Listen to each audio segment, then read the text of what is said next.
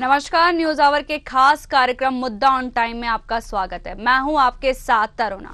आज हम इस कार्यक्रम में बात करेंगे बीजापुर जिले के युवा पत्रकार मुकेश चंद्राकर की हत्या मामले में, जिसने अब राजनीतिक तूल पकड़ लिया है। क्या है पूरा मामला, जानेंगे इसी कार्यक्रम में। तो आइए शुरू करते हैं मुद्दा ऑन टाइम।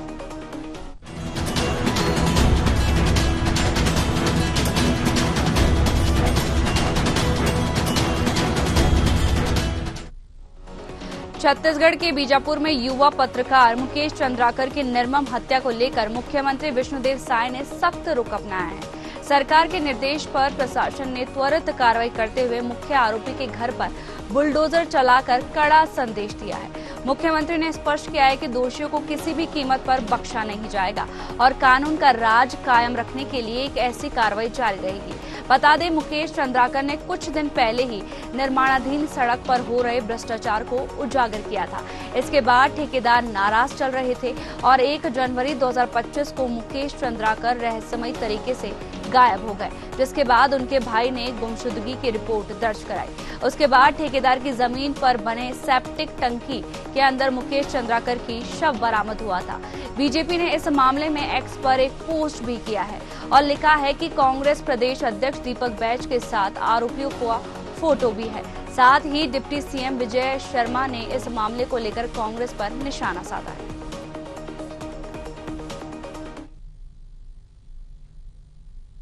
ये जो मुकेश जी की हत्या की गई है, उसमें कांग्रेस नेता सुरेश चंद्राकर के रिश्तेदार रितेश चंद्राकर, दिनेश चंद्राकर और उनके कर्मचारी महेंद्र राम टेके को पुलिस ने हिरासत में ले लिया है। पूछताछ जारी है और शीघ्र ही आगे बात होगी। और दूसरी एक विशेष बात आपके सामने रखना चाहता हूं, तुरंत ही इस पर कार्यवाही करते हुए आईपीएस मयंक गुर्जर अतिरिक्त पुलिस अधीक्षक हैं बीजापुर में, उनके नेतृत्व में 11 सदस्यीय टीम बना करके एसआईटी का गठन करके और इस प्रकरण की पूरी जांच शुद्धता से की जाएगी। यह भी निर्णय हो गया है, टीम की घोषणा हो गई है। इसमें कांग्रेस नेता सुरेश चंद्राकर और उनके अन्य आरोपियों के जितने भी बैंक खाते हैं, जैसा कि मांग भी आया था ऐसा करना है, उन बैंक खातों को चिन्हांकित करके सील करने का काम भी किया जा रहा है। और विगत 4 घंटों में कांग्रेस नेता सुरेश चंद्राकर के 3 बैंक खातों को होल्ड भी कर लिया गया। यह भी प्रक्रिया आगे की गई है। साथ ही साथ अनेक ऐसे अवैध कंस्ट्रक्शन के यार्ड बना रखे थे जो वन भूमि पर भी थे और अन्य स्थानों पर थे। सबका ध्यान उस पर गया, सबकी बात उस पर हुई। तो ऐसे अवैध निर्माणों को और उस पर कार्यवाही करने का भी काम हो गया है, प्रारंभ हो गया है वो भी। वहीं बीजेपी के इस पोस्ट और भाजपा नेताओं के बयान पर पलटवार करते हुए कांग्रेस प्रदेश अध्यक्ष दीपक बैज ने बयान जारी करते हुए कहा कि मेरे पास पहली बार वो शादी का कार्ड देने आया था। सुरेश चंद्राकर कांग्रेस का पदाधिकारी नहीं है। किसी नेता के साथ तस्वीर शेयर कर उसके साथ संबंध जोड़ना ओछी मानसिकता है। सुनते हैं कांग्रेस के नेता ने क्या कुछ कहा है। रही बात मेरे साथ संबंध, मेरे साथ शायद मेरे पास पहली बार अपने शादी के लिए कार्ड देने वो आया था। पहली बार मैंने उनसे तस्वीर मेरे साथ खिंचाई है और पहला तस्वीर होगा, मुझे लगता है ऐसा। रही बात संबंध, वो ठेकेदार है और एक उद्यमी है, सामाजिक कार्यकर्ता है, ना कि हमारा कांग्रेस का कोई पदाधिकारी है। साथ ही अपने ठेकेदारी में शायद किसी मामले को लेकर ये घटना घटी है। लेकिन अगर संबंध वाली बात कहा जाए तो मैं बस्तर का 5 साल सांसद रहा हूँ, 2 बार विधायक रहा हूँ, तो स्वाभाविक सा है बस्तर क्षेत्र के हर जनता के साथ हमारा कहीं ना कहीं संबंध है। ये तो हर नेता के साथ है। लेकिन सरकार अपराध को रोक पाना, अपनी नाकामियों को छुपाना और किसी नेता के साथ तस्वीर शेयर कर उसको संबंध जोड़ना, मैं समझता हूँ ये ओछी मानसिकता है। और ये विधानसभा में मामला कवासी लक्ष्मण उठाया था कि पुल पुलिया है बिना टेंडर के, बिना स्वीकृति के निर्माण कर दिया और उसके बाद ईडी फिर नोटिस हो गई। वो कल ईडी कार्यालय गए थे। 5 दिन पहले मुकेश चंद्राकर ने खबर छापी और तीसरे चौथे दिन उसकी हत्या हो गई और उसके टंकी में डाल दिया गया। मुकेश चंद्राकर को मैं व्यक्तिगत रूप से जानता हूँ, बीजापुर गया, कितने बार उससे मुलाकात, बहुत साहसी या दुस्साहसी कहा जाए, अंदरूनी क्षेत्रों में जाके खबर लाना।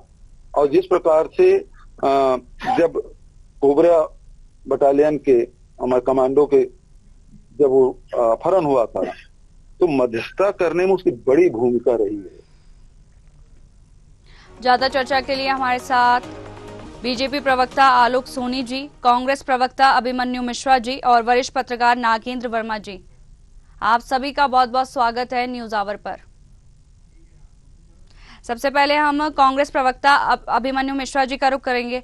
अभिमन्यु जी, बीजेपी का आरोप है कि क्या कॉन्ट्रैक्ट है या कांग्रेसी कॉन्ट्रैक्ट किलर है? करुणा जी, सबसे पहले तो जो दिवंगत पत्रकार हैं उनको मेरी ओर से श्रद्धांजलि मैं देना चाहूंगा जी। और देखिए, ये इतना सेंसिटिव मुद्दा है कि इसमें सिर्फ पत्रकार जगत को ही नहीं, पूरे के पूरे प्रदेश को झकझोर कर रख दिया है। और उस पर भी मुख्य मुद्दे से जो ध्यान भटकाने और कांग्रेस पर आरोप लगाने की निर्लज्जता जो भारतीय जनता पार्टी कर रही है वो बेहद दुखद है। आप देखिए, सीधा सीधा मुख्य मुद्दे से ध्यान भटकाने की बात है। अब तो भारतीय जनता पार्टी ने, मुझे ऐसा लगता है कि छत्तीसगढ़ की जनता को मूर्ख समझ लिया है। आप देखिए, मामला क्या था करुणा जी? मामला था कि पीडब्ल्यूडी के ठेके में भ्रष्टाचार हो रहा था। उस भ्रष्टाचार की बात पत्रकार मुकेश ने करी, उसका मुद्दे को चलाया न्यूज में। जब से ठेकेदार जो हैं वो नाराज चल रहे थे, ये भी खबर आई। उसके बाद 1 तारीख को वे गायब हो जाते हैं। उसके बाद उनका शव मिलता है उसी जगह, उसी ठेकेदार के उसमें। तो इसमें सबसे पहला जो कार्रवाई की मांग होनी चाहिए, सबसे पहले तो टेंडर की बात। टेंडर किसके शासन में हो रहा है? पीडब्ल्यूडी के मंत्री कौन है? भारतीय जनता पार्टी के नेता अरुण साव है मंत्री जी। अब आपको पीडब्ल्यूडी की एक और बात, जैसे कि हमारे पूर्व मुख्यमंत्री जी भूपेश बघेल जी बता रहे थे कि पीडब्ल्यूडी का भ्रष्टाचार जो एक लखमा जी ने उठाया तो उनके यहाँ ईडी का छापा पड़ गया। एक पत्रकार ने उठाया तो उसके यहाँ उसकी हत्या हो गई। और उसके अलावा आप देखिए, पहली बार नहीं, भारतीय जनता पार्टी के शासन में पत्रकार सुरक्षित नहीं थे। कहीं ना कहीं यही कारण था कि हमारी सरकार आई तो हमने पत्रकार सुरक्षा कानून लाने का काम किया। और आज फिर से सरकारी तंत्र, आप देखिए, सरकारी तंत्र नेताओं और ठेकेदारों और अधिकारियों के बीच में जो है एक पत्रकार जिसकी सुरक्षा का कोई माई बाप नहीं है, वो अपनी जान गंवा बैठता है। तो इसकी जिम्मेदारी किसकी है? इसको किसके ऊपर कार्रवाई करनी चाहिए? लेकिन भारतीय जनता पार्टी जो सरकार में बैठी है वो बात कर रही कांग्रेस के नेताओं का फोटो होने की। जी, पर कांग्रेस से भी तो इसके तार जुड़े हुए हैं अभिमन्यु जी, बीजेपी आरोप लगा रही है। बात वही है, जो घटना हुई है, जिस वजह से घटना हुई है, उस पर से ध्यान हटाने के लिए सब बातें की जा रही है। आप बताइए, कई सारे नेता हम लोग स्वयं, वो तो प्रदेश अध्यक्ष हैं दीपक बैद जी, हम लोग स्वयं छोटे छोटे गांव में, कस्बों में, मोहल्लों में कार्यक्रमों में जाते हैं। कई लोग हमारा अभिवादन करते हैं, कई लोग आकर के फोटो खिंचाते हैं। अब उसमें से कोई जाके कल को कुछ अपराध कर दे तो क्या उसका संबंध मुझसे जुड़ जाएगा क्या? लेकिन उसके अलावा जो सीधा सीधा दिख रहा है, भ्रष्टाचार अगर वो ठेकेदार कर रहा था तो उसको भ्रष्टाचार में कौन साथ दे रहा था? क्या बिना शासन प्रशासन के साथ के भ्रष्टाचार हो सकता है क्या? ठीक है। और उस पर ध्यान देने के बजाय कांग्रेस के ऊपर आरोप लगाना, तो सीधा सीधा भारतीय जनता पार्टी के ऊपर उंगली, आप 1 उंगली कांग्रेस की ओर उठा रहे हैं तो 4 उंगली आपकी तरफ भी है। भारतीय जनता पार्टी देखें, और जिस विभाग में जो जवाब है हम बीजेपी प्रवक्ता से लेंगे। इससे पहले नागेंद्र जी, आपसे जानना चाहेंगे, बस्तर में पत्रकार चुनौतियों का सामना करते हैं, ये साबित करने की जरूरत नहीं है? बिल्कुल, बस्तर के एक तो दुरूह इलाके और वहाँ की जटिल परिस्थितियों के बीच काम करना, साथ में आप खुद ही देख पा रही कि माओवाद से प्रभावित क्षेत्र है। साथ ही बस्तर की एक सबसे बड़ी खास बात यह है कि वहाँ भ्रष्टाचार का बोलबाला है। लगभग सभी विभागों के ज्यादातर योजनाओं में भ्रष्टाचार के जो मामले हैं वो खबरों में हमेशा सुर्खियां बटोरते रहे, चाहे सरकार किसी की भी रहे, वो लगातार ये मामले आते रहते हैं। और जब इन मामलों को उजागर करने का प्रयास किया जाता है तो पत्रकार हमेशा प्रभावित होते हैं। और अब देखिए, जान पे बनाई है। पत्रकार जो है वो कितनी कठिन परिस्थितियों में काम करते हैं, इसको समझना बहुत ही मुझे लगता है कि ऐसे एसी कमरों में बैठ के या मैदानी क्षेत्रों में उनकी समस्याओं को समझ पाना बहुत ही कठिन है।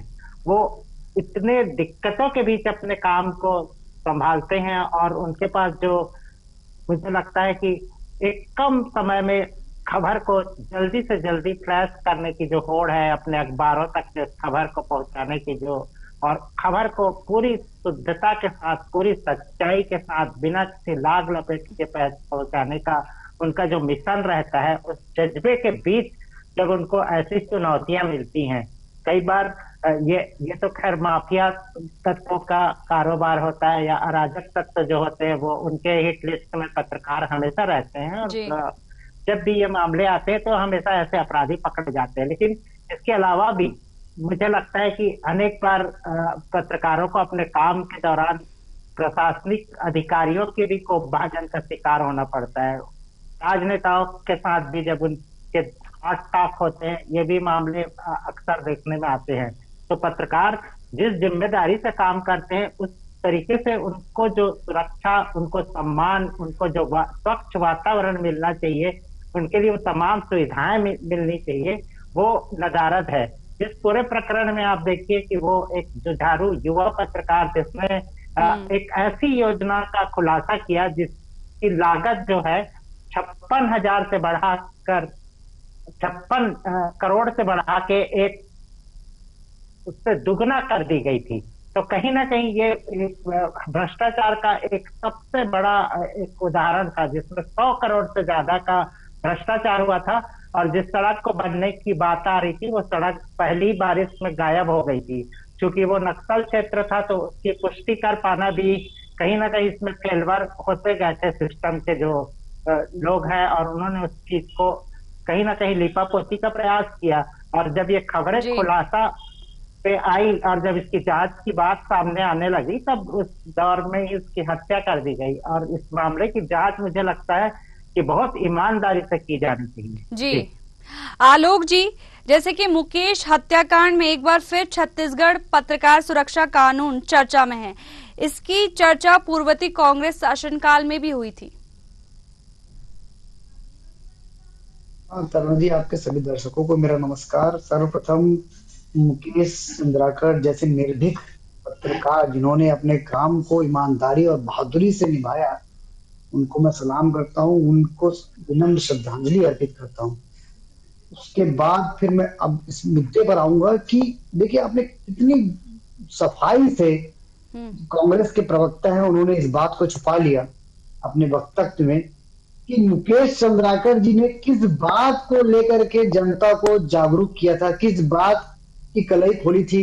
अपनी पत्रकारिता के माध्यम से उन्होंने जिस व्यक्ति को एक्सपोज किया था और जिस व्यक्ति ने काम किया था वो किसके शासन काल में वो काम उनको आवंटित हुआ था, या काम उनको आवंटित किया गया था कांग्रेस के भ्रष्टाचारी शासन काल में, और जिसकी नीति आज उस निर्भीक पत्रकार को अपने जान देकर के चुकानी पड़ी। और आज ये पहला मौका नहीं है, हमने देखा है बिलासपुर में भी एक पत्रकार की पूर्व में कांग्रेस के शासनकाल में हत्या हो चुकी है। उसके अलावा कांग्रेस के शासनकाल में किस तरह से पत्रकारों को डराया धमकाया जा रहा था, और तो और उनकी उदंडता देखिए, विधानसभा परिसर में भी इनके पूर्व मुख्यमंत्री, इनके विधायक गण वो किस तरह से धमकी दे रहे थे पत्रकार से, किस तरह से वार्तालाप कर रहे थे और किस तरह से वो अपने संस्कारों का परिचय दे रहा था। वो पूरी जनता ने छत्तीसगढ़ की देखा है इस बात को कि किस तरह से धमकाया जा रहा था, इन्हें भी पत्रकार को धमकाया जा रहा था।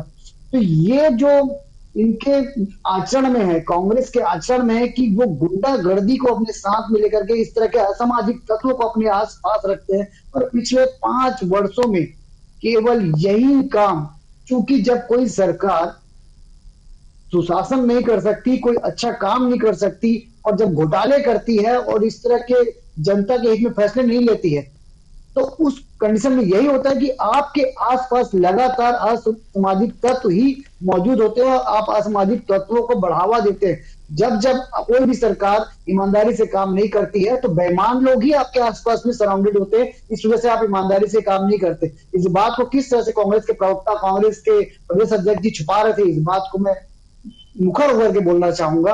5 वर्षों में जिस गुंडागर्दी को कांग्रेस ने बढ़ावा दिया, ये आज उसकी परिणति है, ये आज उसका परिणाम है कि मुकेश चंद्राकर जी जैसे निर्भीक पत्रकार को अपनी जान से की कीमत चुकानी पड़ रही है। और उसके बावजूद जब सभी को पता है और सबको नजर आ रहा है कि वो जो ठेकेदार था वो दीपक बैज जी के संबंधित था, दीपक बैज से संबंध रखता था, इसकी पूरी फोटो वायरल हो रही है और एक नहीं कई फोटो वायरल हो रही है, उसके बावजूद इस बात को स्वीकार नहीं कर रहे हैं। किस तरह का कांग्रेस जो है वो वातावरण बार बार छत्तीसगढ़ में पैदा करना चाहती है, बार बार माहौल ऐसा क्यों क्रिएट करना चाहती, छत्तीसगढ़ को अशांत क्यों करना चाहती, इसका जवाब जो है कांग्रेस के प्रवक्ता, कांग्रेस के प्रदेश अध्यक्ष जी को देना चाहिए। आज भी इनके पूर्व वर्तमान विधायक देवेंद्र यादव की जमानत याचिका को माननीय उच्च न्यायालय से रिजेक्ट कर दिया गया। क्यों किया गया? अब आप कानून व्यवस्था पे भरोसा रखते हैं? आलोक जी, माननीय उच्च न्यायालय ने अभिमन्यु जी से इसका जवाब ले लेते हैं। अभिमन्यु जी, जैसे कि जो बीजेपी है वो आप पे उंगली उठा रही है। तरुणा जी, मुझे तो भारतीय जनता पार्टी के नेताओं और प्रवक्ताओं के मानसिक दिवालियेपन पे दया भी आती है और परिस्थिति पर छत्तीसगढ़ के दुख भी होता है। मुझे बहुत बुरा लगा अभी कि इतनी बड़ी बात हो गई, पत्रकार को न्याय दिलाने के बजाय अनर्गल बातें आलोक सोनी जी कर रहे थे कि उनके समय ठेका हुआ, तो आज आपको भ्रष्टाचार करने आप दे रहे थे क्या? किस प्रकार की बात करते हैं? आपको क्या कोई जानकारी लेकर बैठना चाहिए? इतना सेंसिटिव विषय है, भ्रष्टाचार हो रहा है। अभी हमारे वरिष्ठ पत्रकार नागेंद्र वर्मा जी ने ये कहा कि 56 करोड़ के टेंडर को लगभग बहाल कर दिया गया। आपके बीच में मत बोलिए। अभिमन्यु जी एक एक करके अपनी बात रख, नेता ने करी। अभिमन्यु जी आप शांति से आप अपनी बात रखिए। अभिमन्यु जी शांति से अपनी बात रखिए जी। तो काहे के लिए बीच में बोल रहे हैं, इनको समझाइए जी। आप आराम से बात रखिए अपनी। बीच में बोलना, बीच में हल्ला करने की इनकी आदत होती है। जब इनका कुछ बोलने को नहीं है जी, आप अपनी बात आराम से रखिए अभिमन्यु जी। अब बात के बीच में कुछ ना बोले आलोक सोनी, तो मैं अपनी बात रखूं? जी नहीं, आप बोलिए। नहीं बोलेंगे, आप बोलिए। उनको तो मैंने बड़े आराम से सुना। चलिए, मैं पूछ रहा हूं, नागेंद्र वर्मा जी ने सवाल पूछा है। चलिए, मैं कांग्रेस का आदमी हूं भाई, आपके हिसाब से हम लोग है, आप लोग भ्रष्टाचार करें, आप लोग कुछ भी करें, आपके आधार मारा गया, उसके बाद भी कांग्रेस ही गलती है? अरे कितने निर्लज। अभी बोला नागेंद्र वर्मा जी ने बोला कि 56 करोड़ का टेंडर का अमाउंट दब गया, तो किसने किया बताइए जी। कुल मिलाकर के न्याय की बात करनी चाहिए, लोग पकड़ने की बात करनी चाहिए। भ्रष्टाचार हो रहा था तो कितने अधिकारी उनकी बात करनी चाहिए, कौन नेता शामिल थे उसकी बात करनी चाहिए। तो ये केवल कांग्रेस आने तक के सीमित है क्या? ये लोग, इनको कोई मतलब नहीं है, इनको न्याय से कोई मतलब नहीं है, इनको पत्रकार की हत्या करने से कोई मतलब नहीं है, इनको केवल अपना राजनीतिक हेतु सिद्ध करने से मतलब है। और उनकी निर्लज्जता इनके नेताओं आपके चैनल में सामने आ चुकी है। पूरे अपने वक्तव्य में एक बार इन्होंने पत्रकार के लिए कुछ नहीं कहा, पूरा का पूरा कांग्रेस को कोसने का काम किया। फोटो की बात मैंने कही, फोटो तो कईयों के साथ खिंचवाते हैं, आप लगाते हैं कि दीपक बैज जी का संबंध है। मैं तो चैलेंज करता हूँ, आज आप प्रूफ कर दीजिए, आप प्रूफ कर दीजिए, पुत्र प्रूफ कर दीजिए, आज आप प्रूफ कर दीजिए, पत्रकार के ऊपर प्रूफ कर दीजिए। आपके पूर्व मुख्यमंत्री के संबंध किए गए थे। रांची में जब हमला हुआ तब कांग्रेस का शासन था, विधानसभा में जब कांग्रेस के ऊपर हमला हुआ, पत्रकार के ऊपर हमला हुआ तो वो कांग्रेस के विधायक थे जो धमकी दे रहे थे। ये पूरी जनता इसको देख रही है। तो आलोक सोनी के बोलने से या अभिमन्यु मिश्रा के बोलने से ये बात सच नहीं हो सकती, मैं उसको पर्दा डाला कर सकता हूँ। जनता को समाचार के माध्यम से देखी हुई है कौन धमका रहा है, कौन चमका रहा है। नहीं नहीं नहीं नहीं, आप देखिए, मैं तो बोल रहा हूँ दुर्ग में किस वजह से आपको पूर्व मुख्यमंत्री के पुत्र को किसने बुलाया गया था?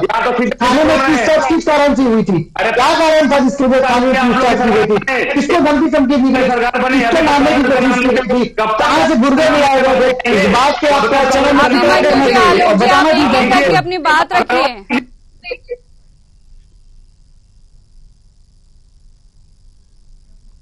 नागेंद्र जी, जैसे कि पत्रकार अपनी आवाज उठाता है वो उसी के लिए घातक बन जाता है। बिल्कुल, सबसे बड़ी व्यवहारिक दिक्कत यही है, पत्रकार जब ईमानदारी से अपनी ड्यूटी निभाता है, क्योंकि वो एक तरीके से उसकी सोशल रिस्पॉन्सिबिलिटी है। लोकतंत्र का चौथा स्तंभ कहा जाता है, वो जनहित के मुद्दों को पे ही होता है। तो उसकी जो सुरक्षा है वो किस तरीके से उसके अधिकारों को सुरक्षित रखते हुए उसकी खुद की सुरक्षा, उसके परिवार की सुरक्षा, ये सब शासन की एक जिम्मेदारी होती है। लेकिन इस मामले में हम देखते हैं कि पत्रकारों के साथ हमेशा एक भेदभाव सा महसूस होता है। हमेशा वो उन परिस्थितियों में काम करते हैं जहां उनके अनुकूल वातावरण नहीं होता और उनके आवेदन निवेदन पे कभी उस गंभीरता से विचार नहीं किया जाता। कई बार जब मुझे लगता है कि ये इनपुट भी मिलते हैं कि इतने बड़े भ्रष्टाचार का मामला उजागर हो रहा है, तो जाहिर है बिना उसकी जानकारी के भी उसकी सुरक्षा मुहैया कराने का प्रयास किया जाना चाहिए। एजेंसियां काम करती हैं, उनको इन सब चीजों का ध्यान रखना चाहिए, पर होता ये नहीं है और हमेशा उन्हें ऐसा छोड़ दिया जाता है कि वो बस अपने भाग्य पे चल रहे हो और हमेशा इस तरीके की घटना होती है। छत्तीसगढ़ में ये इस तरीके के मामले लगातार बढ़े हैं। बहुत सारी ऐसी चीजें हैं, ग्रामीण क्षेत्रों में काम करने वाले पत्रकार, चूंकि वो बहुत सारी सुविधाएं उनके पास नहीं होती, कई बार वो आके राजधानी में वरिष्ठ लोगों से ये सब चर्चा करते हैं कि किस तरीके से उनके साथ प्रताड़ित होने का उनके ऊपर कार्रवाई की जा रही है। कभी उन्हें पुलिसिया को चक्र में फंसाया जाता है, गलत मामले बनाए जाते हैं, प्रशासनिक अधिकारियों कर्मचारियों द्वारा भी उनको गाहे बगाहे धमकाया जाता है। कई बार ऐसे झूठे प्रकरण बनाए जाते हैं जिसमें उनको बड़ी दिक्कतों का सामना करना पड़ता है। कई बार तो दिक्कत ये हो जाती है कि मीडिया हाउस भी कई बार उनकी मदद कर पाने में असमर्थ हो जाता है।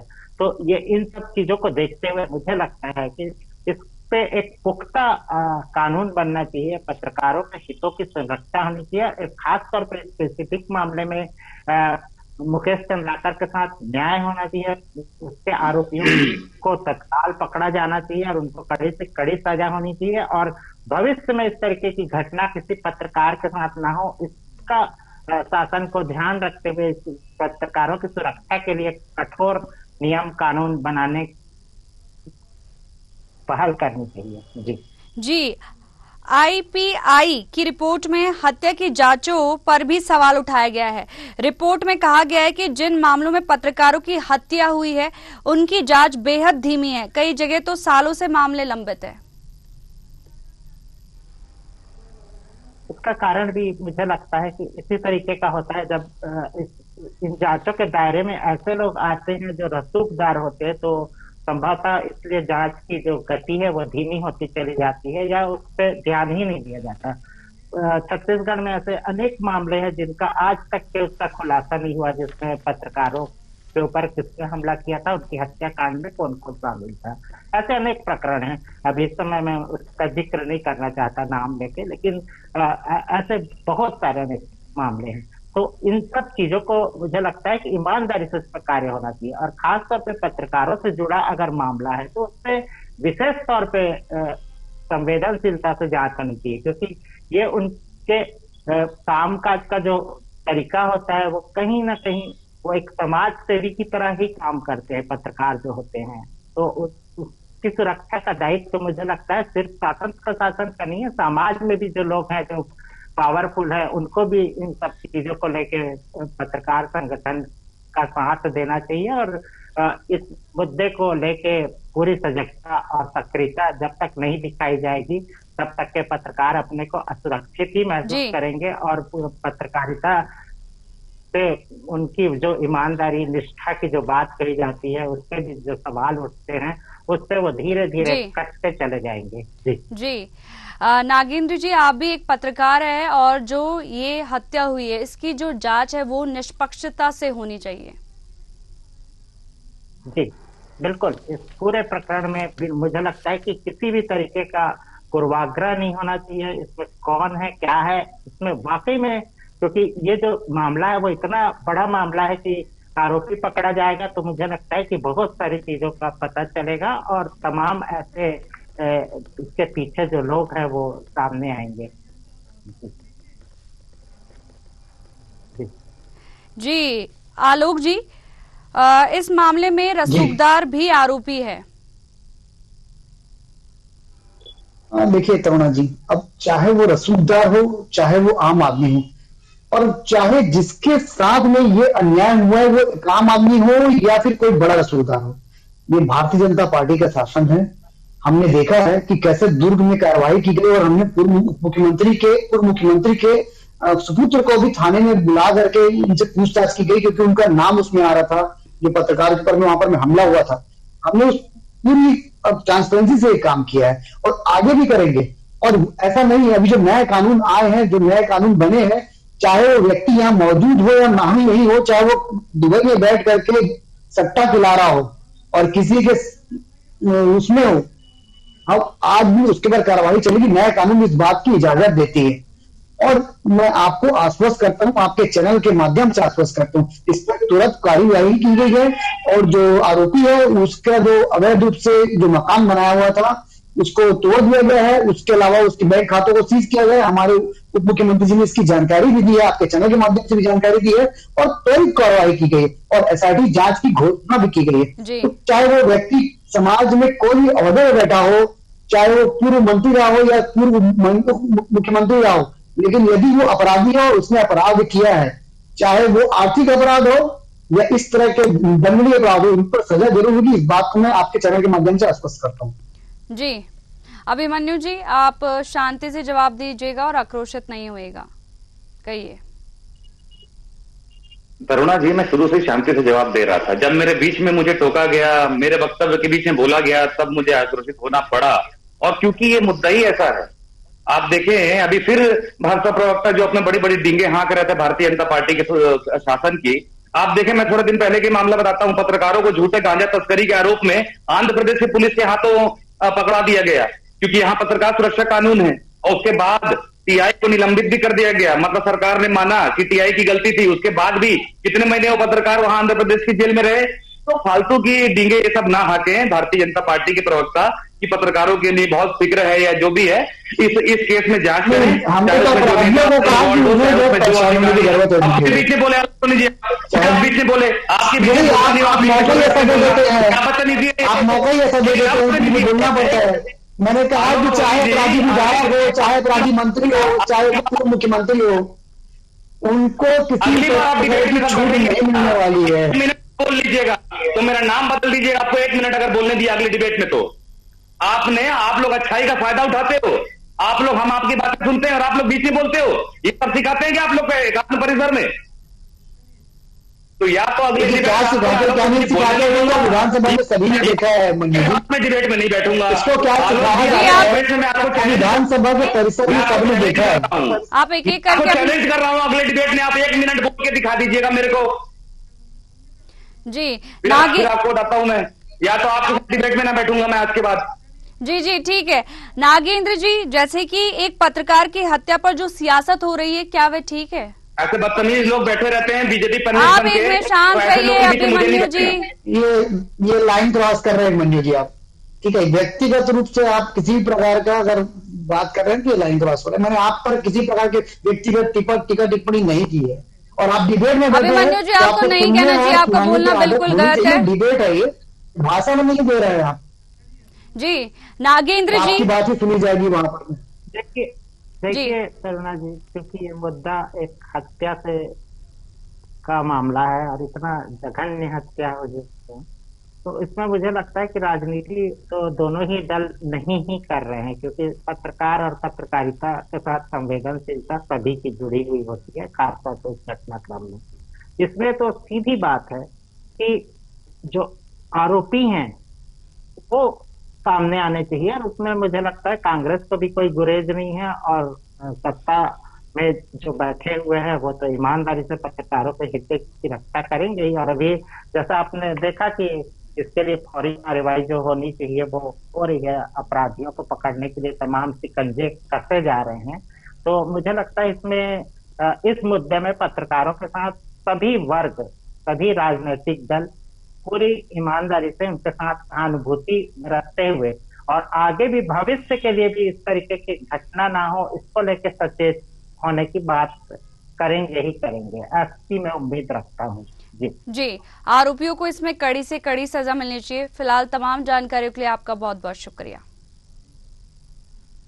बता दें कि जो मुकेश चंद्राकर की हत्या हुई है उससे जो पत्रकार है वो काफी आक्रोशित है। वहीं लगातार वो रायपुर प्रेस क्लब के बाहर प्रदर्शन कर रहे हैं और एसआईटी की जो टीम है वो भी इसमें जांच कर रही है। फिलहाल मुद्दा ऑन टाइम में इतना ही। मुझे दीजिए इजाजत। नमस्कार।